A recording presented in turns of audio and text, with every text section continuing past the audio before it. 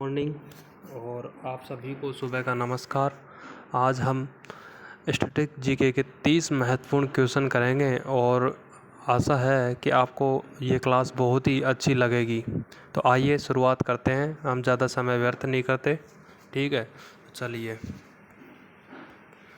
कि प्रधानमंत्री बनने के लिए न्यूनतम आयु कितना वर्ष होना चाहिए। तो न्यूनतम आयु कितना वर्ष होना चाहिए? 25 वर्ष होना चाहिए। कितना वर्ष होना चाहिए?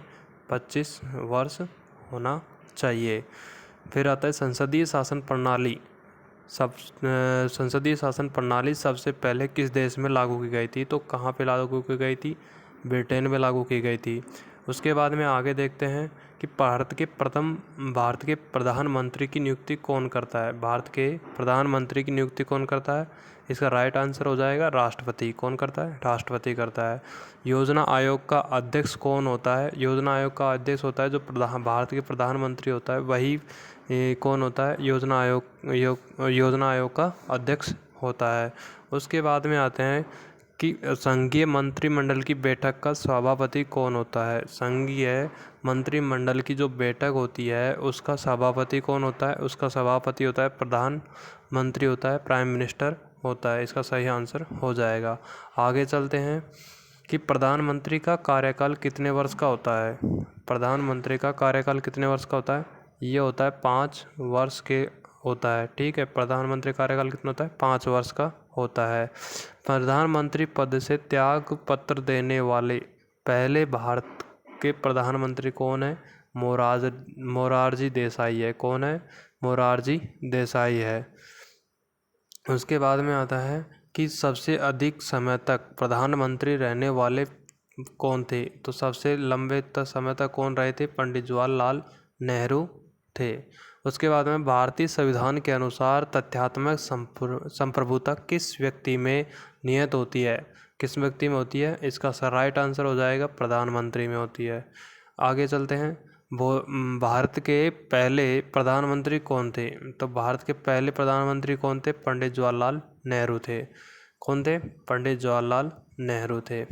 उसके बाद में आगे चलते हैं और कितने प्रधानमंत्रियों की मौत अपने पद पर रहते हुए हुई थी? कितने प्रधानमंत्री थे? तो ऐसे कितने 3 प्रधानमंत्री थे। प्रधानमंत्री को पद की शपथ कौन दिलाता है? यानी कि पद की शपथ कौन दिलाता है? तो प्रेसिडेंट यानी कि राष्ट्रपति प्रधानमंत्री को पद की शपथ दिलाता है। आगे चलते हैं कि ऐसा कौन सा प्रधानमंत्री है जिसने एक बार पद से हटने के बाद दोबारा पद को संभाला था? कौन है? श्रीमती इंदिरा गांधी जी ये उस टाइम के प्रधानमंत्री थी जिन्होंने अपने पद से हटने के बाद दोबारा कार्यभार संभाला था। उसके बाद में आगे चलते हैं कि पंडित जवाहरलाल नेहरू के बाद भारत के प्रधानमंत्री कौन थे? तो ये कौन थे? गुलजारीलाल नंदा थे। कौन थे? गुलजारीलाल नंदा थे। संसदीय शासन प्रणाली में वास्तविक कार्यपालिका की शक्ति किस में नियत होती है? यानी किसके पास होती है? प्रधानमंत्री के पास उसके वास्तविक जो होती है शक्ति होती है। उसके बाद में आगे चलते हैं। सबसे कम आयु के प्रधानमंत्री कौन थे? सबसे कम आयु के प्रधानमंत्री कौन थे? राजीव गांधी थे। लोकसभा में बहुमत दल का नेता कौन था? प्राइम मिनिस्टर था। कौन था? लोकसभा में बहुमत दल का नेता कौन होता है? प्राइम मिनिस्टर होता है। और कौन से प्रधानमंत्री की नियुक्ति के वक्त वे किसी सदन के सदस्य नहीं थे? वो थे HD देवगौड़ा थे। यानी कि जब इन्होंने प्रधानमंत्री की शपथ ली तो वो नियुक्त किया तो ये किसी भी सदन के सदस्य नहीं थे। आगे चलते हैं। किस प्रधानमंत्री ने एक भी दिन संसद नहीं गए थे? कौन थे? चौधरी चरण सिंह थे। कौन थे? चौधरी चरण सिंह थे। आगे चलते हैं। यथार्थ कार्यपालिका की समझ शक्ति किसमें नियत होती है? ये होती है मंत्रिपरिषद में किसमें होती है? मंत्रिपरिषद में। और संसदीय की जो शक्ति किसमें होती है? वो होती है प्रधानमंत्री में होती है। संघीय मंत्रिपरिषद के मंत्री किसके प्रति उत्तरदायी होते हैं? ये लोकसभा के प्रति उत्तरदायी होते हैं। संघीय जो मंत्रिपरिषद होती है वो किसके प्रति उत्तरदायी होते हैं? ये लोकसभा के प्रति उत्तरदायी होते हैं। किसी भी सदन का सदस्य बने बिना कोई भी व्यक्ति मंत्री पद पर कितने दिनों तक रह सकता है? ये कितने महीने तक रह सकता है? 6 मंथ तक रह सकता है।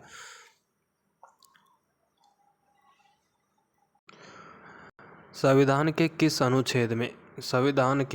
अनुच्छेद में मंत्रिपरिषद की नियुक्ति व पदच्युति का प्रावधान दिया गया है? आर्टिकल 75 में दिया गया है। मंत्रिमंडल का गठन करने वाला कौन था? मंत्रिमंडल का गठन कौन करता है? केंद्रीय मंत्री करते हैं। स्वतंत्र भारत के पहले कानून मंत्री कौन थे? स्वतंत्र भारत के पहले कानून मंत्री कौन थे? डॉक्टर भीमराव अंबेडकर इसका राइट आंसर हो जाएगा। आगे चलते हैं। मंत्रिपरिषद के सदस्यों को शपथ कौन दिलाता है? राष्ट्रपति दिलाता है। कौन दिलाता है? राष्ट्रपति दिलाता है। भारत के मंत्रिपरिषद में अधिक सदस्य कहाँ से लिए जाते हैं? लोकसभा से लिए जाते हैं। भारत की जो मंत्रिपरिषद में सबसे अधिक सदस्य कहाँ से लिए जाते हैं? लोकसभा से लिए जाते हैं। स्वतंत्र भारत के पहले प्रतिरक्षा मंत्री कौन थे? प्रतिरक्षा मंत्री? सरदार वल्लभ भाई पटेल थे। कौन थे? सरदार वल्लभ भाई पटेल। स्वतंत्र भारत के पहले वित्त मंत्री कौन थे?